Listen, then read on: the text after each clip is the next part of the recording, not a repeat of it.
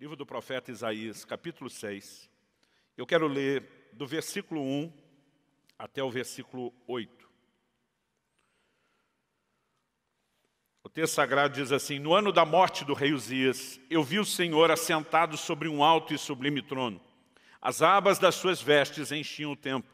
Serafins estavam por cima dele. Cada um tinha 6 asas. Com 2 cobria o rosto, com 2 cobria os seus pés e com 2 voava. E clamavam uns para os outros, dizendo: Santo, Santo, Santo é o Senhor dos exércitos. Toda a terra está cheia da sua glória. As bases do limiar se moveram à voz do que clamava, e a casa se encheu de fumaça. Então disse eu: ai de mim, estou perdido, porque sou homem de lábios impuros, e habito no meio de um povo de impuros lábios, e os meus olhos viram o Rei, o Senhor dos exércitos. Então um dos serafins voou para mim, trazendo na mão uma brasa viva que tirara do altar com uma tenaz. Com a brasa tocou a minha boca, e diz: eis que ela tocou os teus lábios. A tua iniquidade foi tirada, e perdoado o teu pecado. Depois disso ouvi a voz do Senhor que dizia: a quem enviarei? E quem há de ir por nós? Disse eu: eis-me aqui, envia-me a mim. Pai, nós oramos e clamamos graça e favor do alto.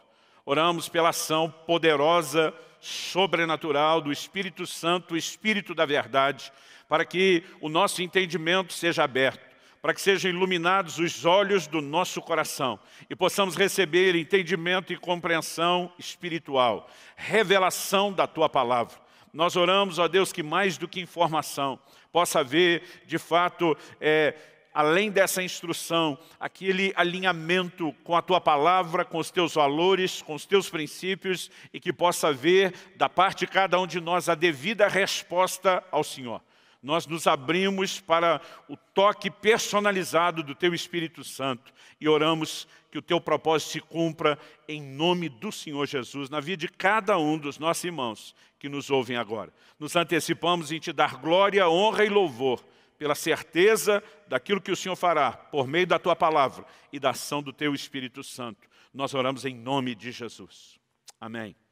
Bom, o texto que nós lemos, conhecido nas Escrituras, retrata aqui uma experiência específica de Isaías, que eu particularmente quero denominar de revelação. A palavra revelação, principalmente no contexto do Novo Testamento, no original grego em que foi escrito o Novo Testamento, é Apocalipse, que dá o nome do último livro que temos na Bíblia. Em algumas outras línguas, o livro é apenas chamado pela tradução da palavra, que é revelação. Revelação, ela tem a ideia de remover o véu.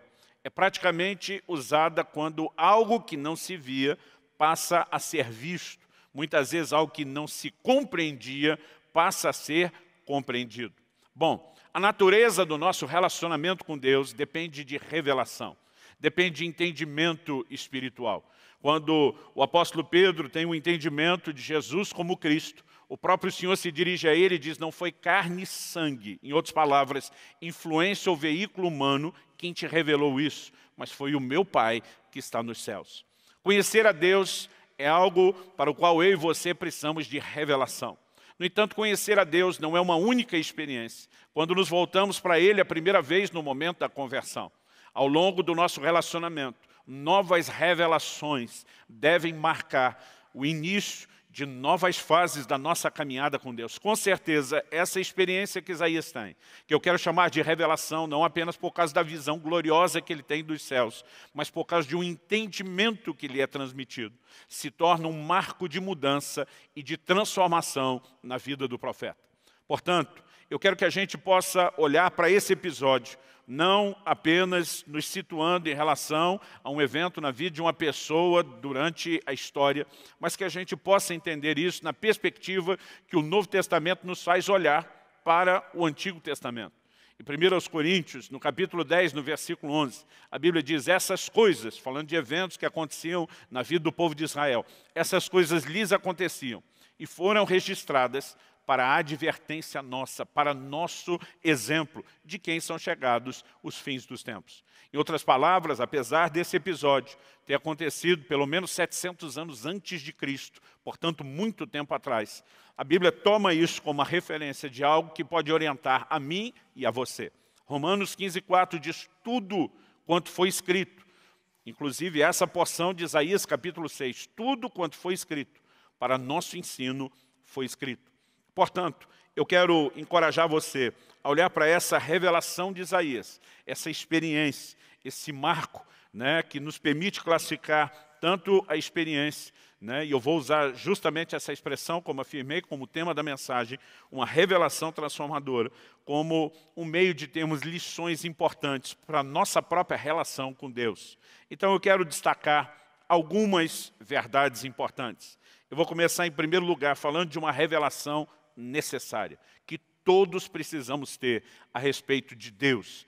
E quero enfocar, né, ao abordar essa revelação necessária, a importância de entendermos essa santidade, né, na perspectiva do homem pecador, até mesmo assombrosa, essa santidade de Deus. Em segundo lugar, quero destacar o contraste que essa revelação tão necessária da santidade de Deus pode e deve produzir na minha e na sua vida, quando nós enxergamos a ausência desse nível de santidade que Deus espera, de alguma forma, transferir para a minha e para a sua vida. Para somente, então, né, entendermos um princípio bíblico, que é só depois dessa revelação necessária, da percepção do contraste, dessa distância, do abismo entre a santidade de Deus e a falta do nosso, é que uma intervenção sobrenatural da parte do próprio Deus pode acontecer na minha e na sua vida, nos levando a trilhar esse caminho de uma experiência de fato transformadora. Transformadora não apenas no sentido de recebermos perdão de pecados cometidos, mas de fato de experimentarmos mudança em níveis profundos com recursos sobrenaturais. Vamos começar, portanto, falando aqui em primeiro lugar dessa revelação necessária. A pergunta a ser feita é, qual o propósito de Deus? Até porque Deus não faz absolutamente nada sem propósito. Qual o propósito de Deus por trás dessa revelação? Porque Deus revela essa natureza santa de uma maneira tão contundente, tão impactante ao profeta Isaías. Na verdade, eu percebo e consigo entender aqui que esse atributo é o que Deus deseja que de fato seja conhecido, entendido, proclamado e admirado por todas as suas criaturas. Ao usar o termo por todas as suas criaturas, eu não quero limitar isso somente ao homem. Nós temos aqui um cenário onde, nessa visão, Isaías enxerga Deus assentado no seu alto e sublime trono.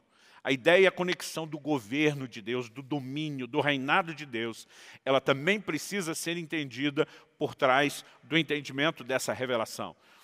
Quando Isaías vê Deus assentado num trono, né, que era a cadeira dos governantes. A Bíblia diz, as orlas do seu manto enchiam o templo. Que manto é esse? Ele está falando de um manto real. Ele tem uma visão da realeza de Deus. No entanto, ele vê esses seres chamados aqui de serafins, à volta do trono, proclamando santo, santo, santo é o Senhor dos exércitos. Interessante a gente olhar para isso e entender que não foi apenas um momento específico que Isaías captou, né? Como se numa das raras manifestações dessas criaturas celestiais proclamando a santidade de Deus, Isaías tivesse o privilégio de ter enxergado e diz, captei um momento que talvez não se repita.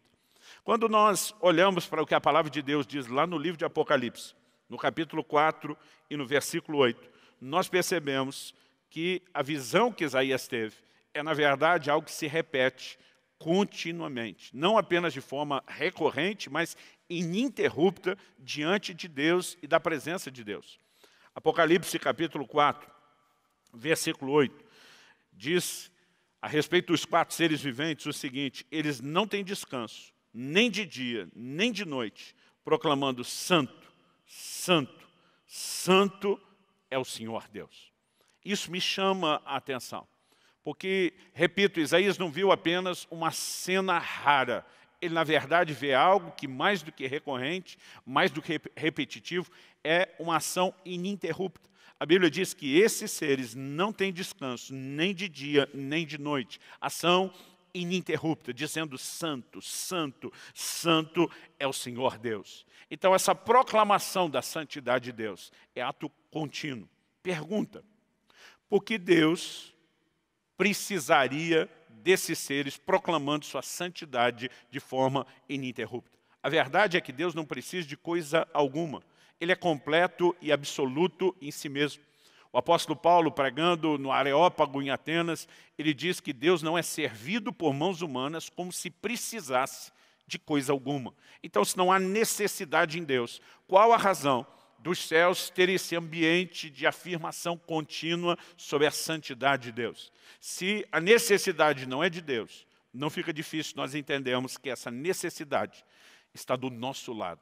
Deus sabe que eu e você precisamos do entendimento da sua santidade. Precisamos do entendimento desse seu atributo. Deus, ele tem muitos atributos. Nós podemos chamar de um ser multifacetário, com muitas faces quando falamos de atributos distintos. Há várias declarações dessas que trazem definição sobre Deus na Bíblia. A Bíblia diz que Deus é bom, a Bíblia diz que Deus é amor, a Bíblia diz que Deus é fiel. A Bíblia fala muitas coisas a respeito de Deus. Afirmações como, aqui no livro de Hebreus, repetindo o Pentateuco, diz que Deus é fogo consumidor. Mas sabe o que é interessante?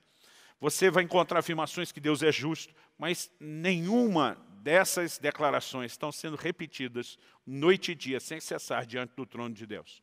O único atributo que ganha tamanha promoção e exaltação é justamente esse da santidade de Deus. E nós precisamos entender por que esse, em relação a todos os demais, é levantado a um patamar diferenciado. Repito, não é Deus que tem necessidade de ser reconhecido dessa forma. Ele é completo e absoluto em si mesmo. Então, é o homem que precisa desse reconhecimento. Por que o homem precisa desse reconhecimento? Porque isso faz parte do plano e do propósito de Deus para a humanidade, antes mesmo da nossa criação. Em Efésios, no capítulo 1, no versículo 4, a Bíblia diz que Deus nos elegeu nele, antes da fundação do mundo, para que nós fôssemos santos e irrepreensíveis perante ele. Alguém diz com muita propriedade que se você quer entender o propósito de algo, volte à origem. Por exemplo, em Mateus 19, quando os judeus querem discutir com Jesus a questão de casamento, Jesus diz, nunca lestes que desde o princípio Deus os fez homem e mulher. Ele vai lá em Gênesis, no primeiro casal. É como se Jesus dissesse, nós não podemos falar do casamento sem voltar na origem, na criação de Deus. Porque é na origem que você entende o propósito. Quando falamos sobre o propósito de Deus para o ser humano, nós precisamos voltar à origem. A origem, nesse caso, não é a criação, quando nós tivemos um começo. A Bíblia diz que o homem é criado, e eu gosto de apresentar o ser humano, quando estamos falando desse assunto, como a coroa da criação. Ele é criado no final do processo. No entanto, a Bíblia diz, antes da criação do mundo, logo quando nenhum de nós ainda existíamos, Deus já nos elegeu nele para que nós fôssemos santos. Antes da nossa existência, havia um projeto claro, definido da parte de Deus, que nós fôssemos santos e irrepreensíveis perante ele. Agora, a forma como o Novo Testamento aborda essa ideia é de que Deus quer transferir a manifestação desse atributo, ainda que não venha de forma absoluta, plena, ilimitada como é nele. Deus quer que isso possa se manifestar na nossa vida. Deus quer refletir através de nós esse atributo. Então o apóstolo Pedro faz uma declaração, lá em 1 de Pedro, no capítulo 1, dos versículos 14 até o 16, que acredito que nós precisamos levar em consideração. 1 de Pedro 1, a partir do versículo 14, diz assim, como filhos da obediência. Eu gosto dessa frase. Antes da nossa conversão, a Bíblia nos trata lá em Efésios 2 como filhos da desobediência. Mas agora a conversão, ela traz uma mudança de comportamento.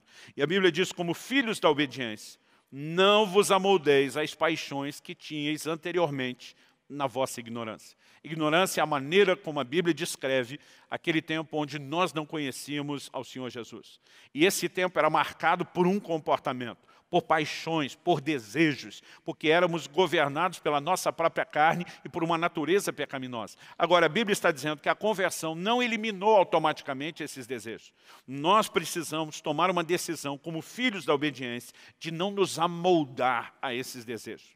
Então, na sequência, ele diz no versículo 15, pelo contrário. O que é o contrário de amoldar-se a esses desejos?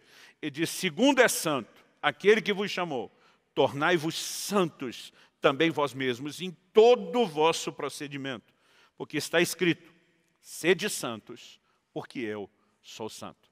Essa declaração de Deus é algo que enche o meu coração de ânimo e de esperança.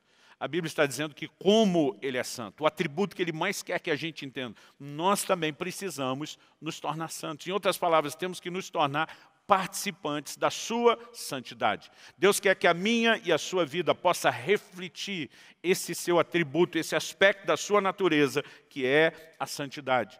Então a Bíblia está dizendo de uma maneira muito clara que nenhum de nós deveria se amoldar a esses desejos da vida anterior, mas que, ao contrário disso, nós temos que nos amoldar à imagem de santidade que o próprio Deus apresenta. Portanto, quando a gente olha para esse momento da visão de Isaías, eu acho interessante a gente observar e pensar algumas coisas aqui.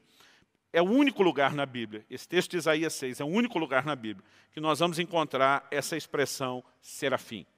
Esse assunto tem gerado muita discussão, porque quando estudamos a doutrina dos anjos, por exemplo, nós reconhecemos que há categorias, né, que há distinção entre os seres angelicais. Por exemplo, a Bíblia fala dos querubins como uma categoria específica de anjos, né? Nós vamos ter terminologias que podem indicar talvez o elemento hierárquico, arcanjo, que significa chefe de anjos. No entanto, essa expressão serafim, ela aparece somente aqui. E durante muito tempo tem havido essa discussão. Serafim é uma categoria angelical, assim como os querubins, né? Uma categoria distinta ou não? Qual a razão de não haver menção nenhuma em outro lugar da Bíblia a respeito dessa categoria? E eu, durante muito tempo, advoguei a ideia de que serafim se referia a uma categoria angelical específica. No entanto, quando nós começamos a cruzar as informações bíblicas, e sempre falamos que a verdade da palavra de Deus ela é percebida no seu todo, não apenas em algumas partes, nós percebemos que aquela visão que João tem no Apocalipse, a qual ele se refere àqueles seres chamando de seres viventes, ela reproduz muito as características da visão do profeta Ezequiel.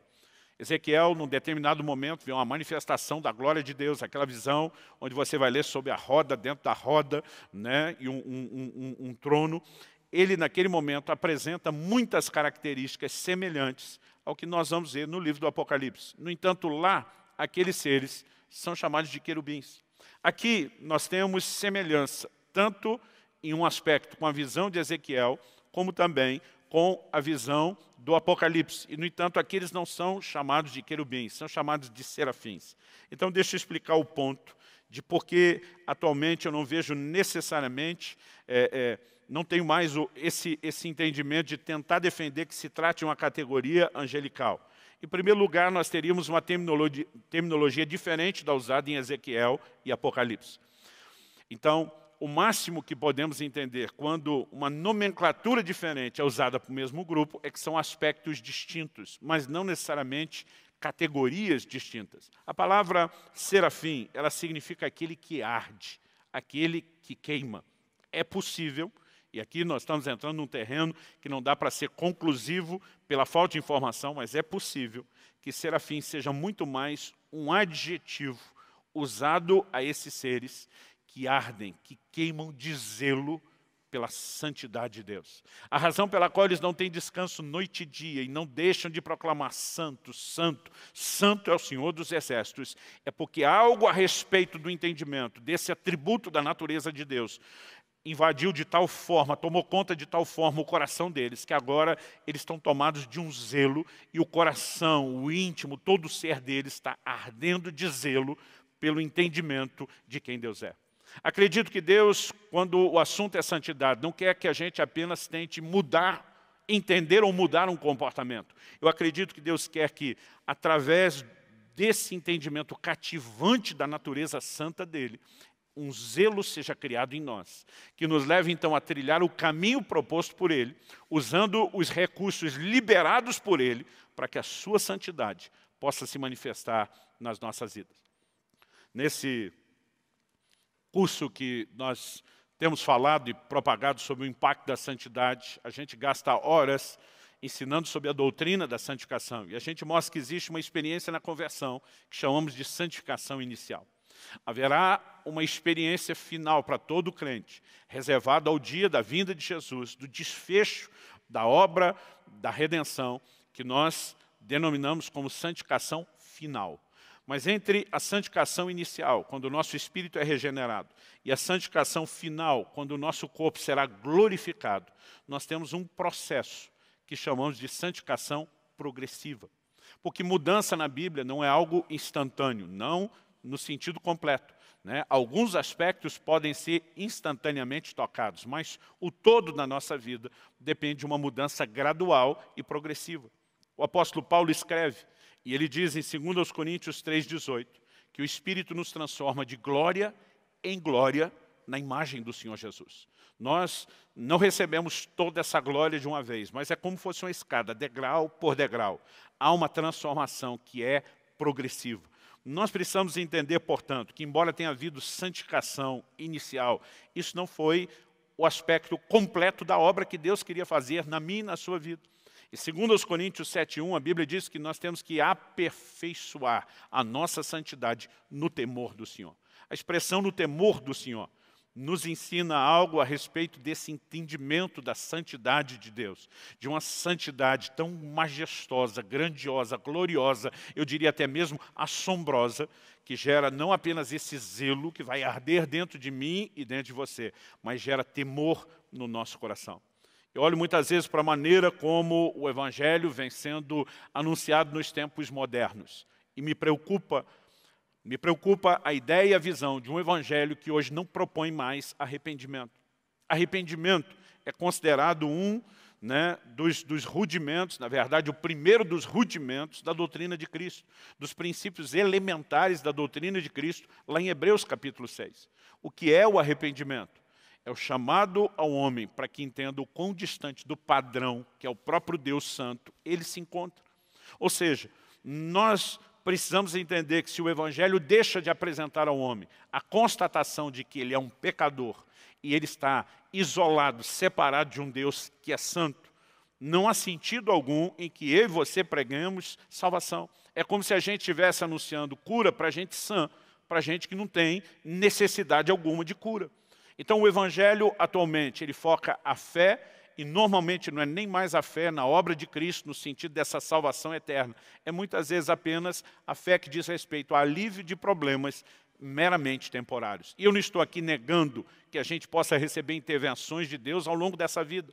Mas o apóstolo Paulo, ele declara aos Coríntios, se é só para essa vida que esperamos em Cristo, nós somos de todos os homens os mais infelizes. Outra versão diz, os mais dignos de lástima. Nós deixamos de olhar os resultados eternos que o Evangelho apresenta. Porque é um efeito em cadeia. Deixamos de reconhecer que o cerne do problema é o pecado do homem distante de um Deus santo.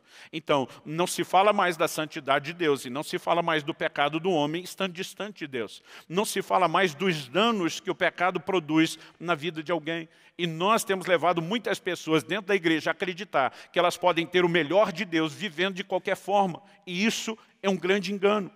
Quando olhamos para as Escrituras, nós vemos que o dano que o pecado produz é algo terrível.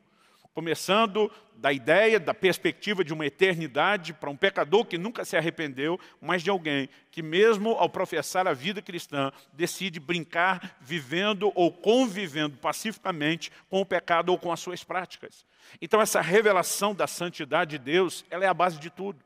Se não entendemos um Deus santo que não mistura, que não pactua com o pecado, que ainda que ame o pecador a pessoa, ele não tem prazer nenhum no pecado. Se não entendemos essa incompatibilidade, todo o resto daquilo que nós pregamos não tem mais o menor sentido. Então, quando eu falo que é uma revelação necessária, não é apenas necessária para que a nossa mensagem faça sentido, mas ela é o ponto de partida para que toda mudança, para que toda transformação possa acontecer. Deus quer que cada um de nós tenha essa revelação, que eu quero chamar e classificar aqui de tão necessária. Quando o Senhor Jesus se revela ao apóstolo Pedro, por ocasião daquela pesca milagrosa registrada em Lucas capítulo 5. A reação de Pedro no barco ele olha para Jesus e diz, afasta-te de mim, porque eu sou um homem pecador. Então aqui eu quero transicionar para a consequência dessa revelação necessária. E o meu segundo ponto é falar do contraste. Depois que você tem essa revelação tão importante e necessária da santidade de Deus, inevitavelmente, consequentemente, precisa se manifestar esse contraste, que é o entendimento do quão distante nós ainda nos encontramos dessa santidade que podemos ver em Deus. Isso aconteceu com Isaías. Ele diz, ai de mim, eu vou perecendo. Ele diz, ai de mim, eu sou um homem de lábios impuros e habito no meio de um povo de impuros lábios. Da mesma forma, relatamos aconteceu com Pedro em Lucas 5. Podemos falar de Gideão, a quem o anjo do Senhor aparece e ele diz, eu vou morrer, porque essa reação, né, esse entendimento de que eu estou diante de um Deus que é completamente santo, precisa denunciar, precisa manifestar o contraste da falta de santidade que há em nós. E o Evangelho, quando deixa de apresentar um Deus santo, aonde ou diante de quem o pecador não pode estar. Quando Moisés diz para o Senhor, eu quero ver a tua glória, Deus simplesmente diz para ele, homem nenhum pode ver a minha glória e permanecer vivo. Nós precisamos entender que essa nossa estrutura não pode suportar um contato, uma revelação profunda, uma comunhão densa ou intensa com a presença de um Deus santo que não pactua com o pecado.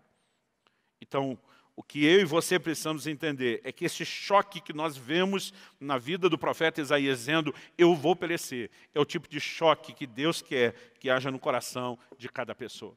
Se não houver o entendimento da santidade de Deus e da falta de santidade da nossa parte, não há nenhum sentido no restante da mensagem do Evangelho que nós pregamos. Essa mensagem do Evangelho é marcada inicialmente pela mensagem de arrependimento. João Batista, que vem como precursor de Jesus, ele vem com uma mensagem de arrependimento. O próprio Cristo, nós temos o registro lá em Marcos capítulo 1, ele começa dizendo, arrependei-vos e crede no Evangelho.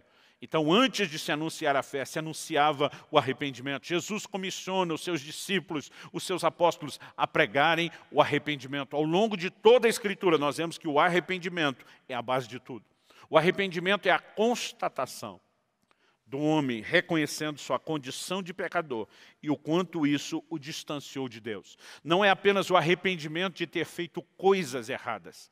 É o arrependimento de, ao quebrar princípios, se distanciar de um Deus que tinha um projeto de transbordar, de manifestar a sua própria natureza em nós. É lamentar não apenas o fato de que nos distanciamos dele, de que fizemos coisas que o desagradam, mas que não existimos para cumprir o seu propósito. O arrependimento é a base de tudo, e é a partir disso que Deus pode começar a fazer algo.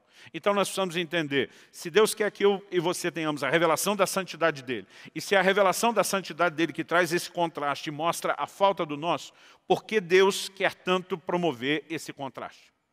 Não é para trazer condenação ao homem. Não é para que o homem simplesmente diga, bom, para mim não dá, infelizmente, é impossível, estou fora. O que nós percebemos que aconteceu com Isaías é justamente um despertamento que Deus usa para restaurar e não condenar o profeta. No momento que ele admite a sua condição, no momento que ele diz, eu sou um homem de lábios impuros, eu vivo no meio de um povo de impuros lábios. Em outras palavras, ele está dizendo, eu sou farinha do mesmo saco. Se você olha para o início do livro do profeta Isaías, ele começa descendo a marreta, mas ele larga o aço assim com força, ele vai para cima num confronto muito forte contra uma nação que está distante de Deus. Ele usa expressões assim, o boi conhece o seu dono, o jumento conhece o seu possuidor, mas Israel não me conhece. E ele vai para cima. No entanto, nesse momento, ele, ao se enxergar, diz, eu sou farinha do mesmo saco. Eu estou na mesma condição, tão limitada, como qualquer outra dessas pessoas que eu mesmo estava apontando o dedo para denunciar. Mas é nesse momento de reconhecimento, que em vez da manifestação de um juízo do céu contra ele, nós percebemos o quê? Um anjo pega uma brasa do altar. É o que o nosso texto de Isaías 6, nosso texto base revela. Ele pega essa brasa do altar de Deus, ele toca, ou ele tosta a boca do profeta e diz, a tua iniquidade foi tirada. O teu pecado está sendo removido. Em outras palavras, porque Deus mostrou o pecado dos seus lábios. Não era para simplesmente despejar condenação contra você, mas era para que a partir do reconhecimento da sua limitação, um processo de transformação se instalasse. E aqui nós podemos enxergar algo extraordinário. Temos ainda o elemento sobrenatural, não apenas da intervenção de Deus, do fogo, mas esse não é assunto que eu vou tocar hoje. Se Deus permitir, nós vamos falar disso mais à frente, do que a manifestação desse fogo santificador numa das próximas ministrações. Mas hoje eu quero chamar a sua atenção justamente para esse reconhecimento de que o propósito de Deus não é condenar o pecador, é levá-lo, por meio do arrependimento, a aproximar-se do seu poder transformador. E não podemos limitar isso ao Velho Testamento, quando nem havia a plena revelação da graça que se tem no Novo Testamento. Então, se no Velho Testamento esse gera o coração e a natureza de Deus, o que dizer do Novo Testamento? Em Apocalipse, no capítulo 3, nós vemos o Senhor lidando novamente com gente que já tem algum entendimento de quem Ele é. Assim como Isaías não é aquele tipo de gente que nós podemos dizer que não tinha conhecimento nenhum de Deus, relacionamento nenhum com Deus. Era alguém que já andava na presença de Deus. No livro do Apocalipse, no capítulo 3, nós vemos o Senhor Jesus lidando com uma das igrejas da Ásia, né? A igreja de Laodiceia. Aqui, nós temos Deus tratando com uma igreja, né, ou com gente que já o conhece. Mas olha a declaração dele. Vou começar em Apocalipse 3, a partir do versículo 15. O Senhor diz, eu conheço as tuas obras, que nem és frio nem quente. Quem dera fosses frio ou quente. Assim porque és morno, e nem és quente nem frio, estou a ponto de vomitar-te da minha boca.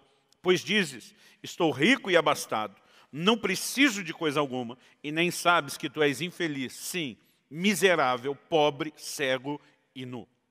Isso aqui é mais do que uma denúncia, é uma exposição plena. Nesse momento Deus está dizendo, por que é que você está tão cheio de si? Por que é que você está dizendo, eu estou rico, abastado, eu não preciso de nada? O que eu e você precisamos reconhecer é que um dos maiores problemas do homem, desde o início da criação, é a sua autossuficiência. O homem, em vez de permanecer dentro dos princípios que Deus estabeleceu lá no Jardim do Éden, começa a acreditar que pode fazer as coisas do seu jeito, da sua maneira, com o seu entendimento. A autossuficiência que exclui Deus, que faz com que o homem olhe para si e não veja necessidade de coisa alguma, impede Deus de fazer algo em seu favor. Porque aqui Deus está lançando isso no rosto desses irmãos. Não é simplesmente para pisar neles, para culpá-los, condená-los ou diminuí-los. Logo depois de dizer que ele não sabe, ou que eles não sabiam, que eram infelizes, miseráveis, pobres, cegos, nus, qual é a proposta de Deus? O versículo 18 diz, aconselho-te que de mim compres ouro refinado pelo fogo para te enriqueceres. Aqui Deus não está falando de recursos materiais, Ele está falando de valores espirituais. E, novamente, nós temos a presença do fogo aqui. Depois ele diz, vestiduras brancas para te vestires. Vestes na Bíblia falam de Gênesis a Apocalipse, da condição do homem diante de Deus. Ele diz o seguinte, a fim de que não seja manifesta a vergonha da tua nudez, e colírio para ungires os teus olhos, a fim de que vejas. Em outras palavras, Deus está dizendo, o seu problema é não enxergar a sua própria miséria. Eu estou te aconselhando, eu tenho condições de abrir os seus olhos, de colocar colírio, de colocar um remédio espiritual que te dê a condição de enxergar a miséria que você não está enxergando. Por que eles precisavam enxergar? Porque é só a partir do reconhecimento da miséria que eles poderiam ir a Deus, buscar os recursos dele. Então, espiritualmente, estão nessa condição de nudez, precisam de vestes que só o Senhor vai oferecer. Estão achando que são ricos, mas Deus está dizendo que vocês são pobres. Aonde o pecado entra, ele traz desgraça e toda sorte de miséria, começando da perspectiva espiritual. Mas Deus está dizendo, eu quero enriquecer vocês. Em outras palavras, eu não vou ficar lançando em rosto de forma meramente condenativa aquilo que você fez de errado. Deus está dizendo, eu quero trazer transformação, eu quero trazer mudança na sua vida. É por isso que ele diz no versículo 19, eu repreendo e disciplino a quantos amo. Sê, pois, zeloso e arrepende-te. Ou seja, esse chamado a enxergar a miséria, a ter os olhos espirituais abertos, é um chamado ao arrependimento. Por quê? É só a partir do arrependimento que os processos de Deus vão acontecer. Olha o que ele diz no versículo seguinte, depois de chamar o arrependimento, verso 20. Eis que estou à porta e bato. Se alguém ouvir a minha voz e abrir a porta, entrarei em sua casa, cearei com ele e ele comigo. Nós muitas vezes usamos esse texto na hora de evangelizar, de dizer para alguém que ainda não entregou, rendeu sua vida a Cristo, olha, Jesus está na porta do seu coração, batendo, querendo entrar. Mas ele usou essa frase para falar de uma igreja que o tinha deixado do lado de fora, uma igreja que o tinha excluído. Por quê? Por práticas de pecado. Estão numa posição que necessita de arrependimento, porque só depois do arrependimento é que Deus poderia fazer alguma coisa. Então isso nos remete agora ao terceiro e último princípio a ser entendido dentro dessa lição, que é justamente a intervenção. A partir dessa revelação da santidade de Deus, do consequente entendimento do contraste, do que faltava, agora Deus poderia trazer intervenção, que é o que Ele mais quer fazer na minha e na sua vida. A intervenção é compartilhar a sua santidade. Assim como o pecado de Isaías foi perdoado, assim como um toque sobrenatural ali se manifesta, assim como o Senhor Jesus está dizendo para essa igreja de Laodiceia, eu quero enriquecer vocês, eu quero vestir vocês, eu quero intervir na vida de vocês, na minha e na sua vida. Nós podemos viver níveis distintos de mudança e transformação de forma progressiva. Outro dia alguém me perguntou, pastor, por que esse toque na boca do profeta? Qual o mistério do toque na boca? Eu lembro que ele estava assim, encanado com isso. Qual o mistério? Tem que ter um mistério para o toque na boca. Eu falei para ele, irmão, não tem mistério nenhum. Qual foi a oração que Isaías fez? Isaías diz, eu sou um homem de lábios impuros. Em outras palavras, ele está reconhecendo, o meu problema está na boca. Então, Deus, em contrapartida, está dizendo, se você reconhece um problema na boca, eu tenho solução para o problema que você está enxergando e reconhecendo que precisa de mim. Eu vou tocar exatamente nessa área que você está enxergando a sua própria miséria.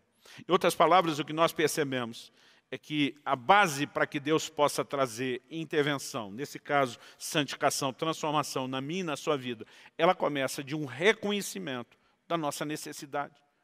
Quando o Senhor confronta a igreja de Laodiceia, está dizendo, você está dizendo, eu estou abastado aqui, não estou precisando de nada. O Senhor diz, você está no estado de miséria. Em outras palavras, você precisa sim. Mas enquanto aquela igreja não reconhecesse a sua necessidade, enquanto não ungisse os seus olhos com colírio para poder ver e entender a necessidade, não haveria desdobramento nenhum da intervenção de Deus. Talvez com isso a gente entenda melhor Marcos capítulo 2, verso 17, quando Jesus diz, os sãos não precisam de médico, e sim os doentes. Para que a gente entenda quem são aqui os sãos, nós precisamos entender quem são os doentes. Jesus está falando dos pecadores. Daí ele põe um médico na história, ele está falando de si. Então, os homens pecadores são doentes. Ele, médico, é o salvador do homem pecador. Se você seguir essa lógica, a gente pergunta, existe alguém que realmente seja são? Não. Porque a Bíblia diz, todos pecaram e destituídos estão da glória de Deus. Não existe aos olhos de Deus ninguém são. O único que nasceu sem ser contaminado pela natureza adâmica, o pecado original, foi Cristo, concebido de forma sobrenatural pelo Espírito de Deus, para que não participasse, como homem, dos pecados da humanidade. Todos nascemos em pecado, então não existe gente sã. Agora, quando Jesus está falando do são, ele não está falando de quem é são de verdade aos olhos de Deus. Mas ele está dizendo de quem acha que seja, mesmo não sendo. E porque daí não enxerga a sua condição de pecador, ele, o médico, não pode fazer nada em favor dessa pessoa. Nós precisamos entender que a ação de Deus é condicionada a esse nosso reconhecimento de miséria, de necessidade. Houve uma época em que muitos dos cultos nas igrejas, estou falando de um evento que se repetiu ao longo de muitos séculos, terminava sempre com um apelo, chamando as pessoas ao altar, chamando as pessoas a um lugar de reconhecimento da sua miséria, das suas próprias faltas. Mas à medida em que o tempo foi passando, de alguma forma, nós nos permitimos ser tão influenciados por tendências tão antropocêntricas, tão humanistas que foram se instalando no Evangelho, que nós deixamos de entender e perceber uma mensagem bíblica. Em Tiago, no capítulo 4 e no versículo 8, a palavra de Deus diz assim, cheguem perto de Deus e Ele se chegará a vocês. O verso seguinte diz, limpem as mãos, pecadores, e vocês são indecisos, purifiquem o coração. Verso 9, reconheçam a sua miséria, lamentem e chorem, que o riso de vocês se transforme em pranto e que a alegria de vocês se transforme em tristeza. Verso 10, humilhem-se diante do Senhor e Ele os exaltará. Aqui, a palavra de Deus está nos chamando a uma aproximação de Deus. Aproximem-se de Deus, acheguem-se a Deus, e Ele se achegará a vocês. Agora, quando a Bíblia está dizendo para que eu e você cheguemos perto, não tem como nos aproximar de um Deus santo, sem reconhecer as nossas limitações e o pecado. Então ele começa dizendo, limpe as mãos, pecadores. Reconheçam sua miséria, diz o versículo 9. Qual o propósito de reconhecer a miséria? Ele diz que o riso de vocês se transforma em pranto, porque arrependimento precisa trazer a marca da tristeza do pecado. Agora, por quê? Porque Deus quer que a gente seja um bando de gente triste? Não. É porque é só depois da tristeza do arrependimento que haverá o regozijo e a alegria da transformação. E muitas vezes nós estamos rindo, entretidos com coisas que, na verdade, só trazem essa alegria natural, mas não a plenitude espiritual. Deus está dizendo, não importa se sua vida aos olhos humanos esteja boa, se diante de Deus não está, você não tem que estar rindo, você tinha que estar chorando. E nós precisamos voltar a um reconhecimento diante de Deus da nossa miséria. Pastor, eu nasci de novo, eu fui transformado, e o Senhor quer dizer que ainda há miséria na sua vida? Sim. Porque eu e você não vivemos a plena santificação. E Deus não nos chamou para viver apenas uma transformação parcial, que se limite apenas àquelas mudanças básicas do início da fé cristã. Ele quer trazer transformação plena. E a única forma de viver o ciclo progressivo de transformação é o tempo todo chegarmos diante de Deus reconhecendo, Senhor, a maneira como eu tratei as pessoas da minha família, não condiz com a Tua palavra. Senhor, o tipo de pensamento e sentimento que eu tenho alimentado dentro de mim não condiz com a natureza da santidade que o Senhor, de fato, quer manifestar em mim. Eu reconheço que eu estou em falta. Eu chego diante do Senhor triste, aborrecido por essa falta. Não há nada mais importante do que viver a transcendência da Tua santidade na minha vida. Quando isso se torna a nossa prioridade, quando isso vem seguido desse nível de reconhecimento, eu quero te dizer, é impossível não viver a intervenção de Deus. No entanto, a maioria de nós consegue ficar contente se apenas as contas estiverem em dia, se a gente tiver com o mínimo de saúde, se tudo na perspectiva humana e terrena estiver indo bem, a maioria de nós se dá por satisfeito. E nenhum crente que entende que foi eleito antes da fundação do mundo para ser santo e irrepreensível diante de Deus poderia aceitar nada menos do que o anseio pela santidade. E se nós entramos nesse lugar de entender o quanto ela é importante, ser tomados por esse zelo, se nós enxergamos o contraste e a falta, nós vamos experimentar intervenção. Assim como o Senhor toma aquelas brasas do altar para tocar na boca do profeta, eu quero te dizer, há uma provisão sobrenatural de santificação para mim e para você. Eu e você podemos viver a manifestação do poder de Deus, do poder santificador do Espírito Santo, do fogo de Deus que traz transformação na minha e na sua vida. Como eu disse, eu vou deixar para falar a respeito do fogo e da natureza dessa obra santificadora em outra ministração. Mas eu quero te encorajar hoje a se permitir ser despertado por esse zelo da santidade. Há um episódio no livro de Números que chama a minha atenção. A Bíblia fala de um neto de Arão, Finéias, filho de Eleazar. Números capítulo 25. Diz que esse homem passa a mão numa lança e ele executa, traz juízo sobre um dos israelitas, que mesmo com a advertência de Deus, com o protesto de Deus, com a liderança de joelho perante o Senhor, clamando que o juízo de uma praga que havia iniciado cessasse, esse camarada traz uma mulher midianita aos seus irmãos de uma forma desaforada. A Bíblia diz que Finéias passa a mão numa lança, entra na tenda e literalmente executa aquele homem e aquela mulher. A palavra nos mostra a maneira como Deus reage diante da atitude de Finéias. Isso, como eu disse antes, é o que me chama a atenção. No versículo 10 de Números 25, vou ler do 10 ao 13. A Bíblia diz, então, o Senhor disse a Moisés, Finéias, filho de Eleazar, filho do sacerdote Arão, desviou-me a ira de sobre os filhos de Israel, pois estava animado com o meu zelo no meio deles. Assim que no meu zelo não consumi os filhos de Israel. Portanto, diga, eis que lhe dou a minha aliança de paz. E ele e a sua descendência terão aliança do sacerdócio perpétuo, porque teve zelo pelo seu Deus e fez expiação pelos filhos de Israel. Deus olha para aquele camarada, Finéias, e diz, estou fazendo uma aliança do sacerdócio perpétuo. É interessante que ao longo das Escrituras, nós vamos ver que enquanto outras das ramificações das linhagens de Arão vão sendo removidas, a de Finéias sempre permanece. Ela, na verdade, está ligada aos sacerdotes mais honrados da história da Bíblia. É como se Deus dissesse, já que eu encontrei um DNA diferenciado de zelo pela minha santidade, eu vou contar com eles, eu vou fazer uma aliança com eles. Nós não estamos falando de um Deus que vem mero e simplesmente recompensar bom comportamento. Nós estamos falando de um Deus que quando encontra alguém alinhado com o seu propósito, disposto a lutar por isso, que se permite ser tomado pelo zelo dele, por esse zelo de santidade, por uma santa indignação, de não aceitar o pecado à volta como algo normal. Então, algo numa dimensão sobrenatural diferenciada é liberado sobre as nossas vidas, passa a ser desencadeado nas nossas vidas. Que Deus nos livre de acreditar num evangelho que simplesmente põe pão na mesa e não transforma o coração.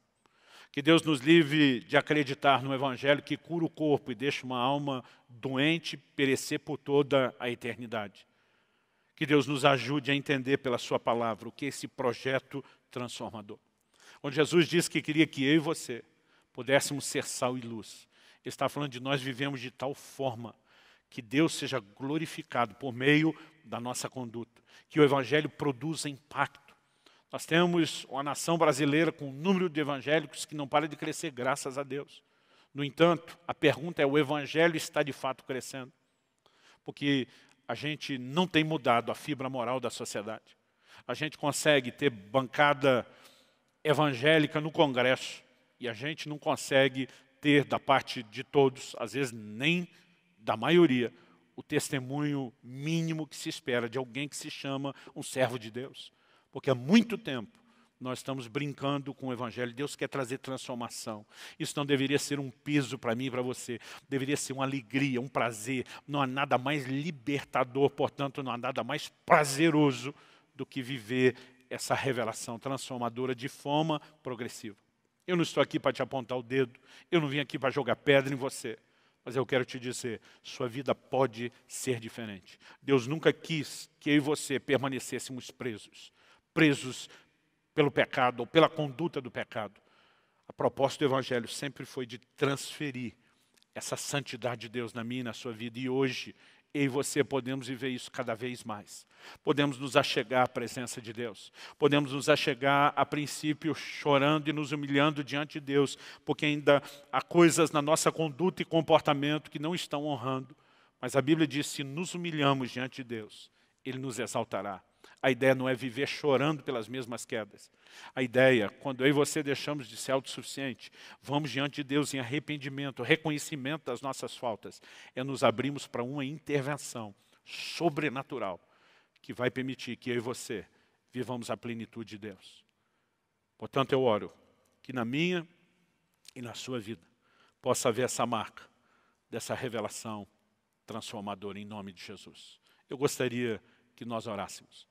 Não importa onde você esteja, eu gostaria que esse fosse não apenas aquele sinal de que a palavra e, portanto, o culto está terminando.